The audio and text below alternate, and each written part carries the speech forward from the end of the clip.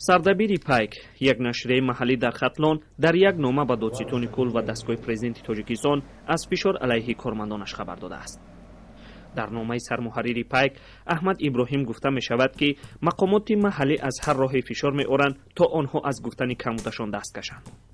облаваи муҳаммади мусавӣ, хабарнигор ва писари сардабири Пайк, мояи асли нигаронӣ будааст. аслан ҳамун фикри мо, гумони мо бар он буд, ки як ҳафта пеш аз ин қазия муҳаммади мусавӣ, ки журналисти ҷавони Пайк аст, вай мақолае навишта буд, дар он ҷо прокурорро айбдор мекард. сардабири Пайк мегӯяд ҳамин мақола хашми на додситон, балки сардори милисаи шаҳрро овардааст. ба иддаои сардабир, шурӯъ аз 3 ноябр кормандони милиса дар ҷустуҷӯи муҳаммад шуданд. барои пайдо кардани муҳаммад, кормандони милиса 3 маротиба ба хонаи Аҳмад Иброҳим мераванд. 2 бор ба хонаи мо милисаҳо зада даромаданд ва ман гашта омадам. дуюм бора вақте ки ба кор омадам, боз милисаҳо ба хона рафта даъватномаи комиссарияти ҳарбӣ бурданд.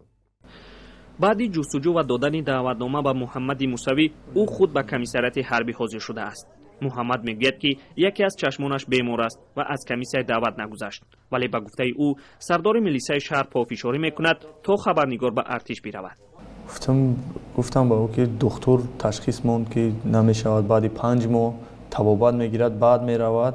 духтури чашмро 1 маротиба не, 2 маротиба не, 4 маротиба ба назараш даъват мекунад. ман намедонам чӣ суҳбат кард бо ӯ ва чӣ гуфт бо ӯ, ки муҳаммади мусавиро пас аз ташхис аз бинои комиссарияти ҳарбӣ раҳо мекунанд. аҳмад Иброҳим мегӯяд, дар робита бо рафтори кормандони милиса мақола навишт ва хашми сардори шуъбаи корҳои дохилаи шаҳрро ба бор овард.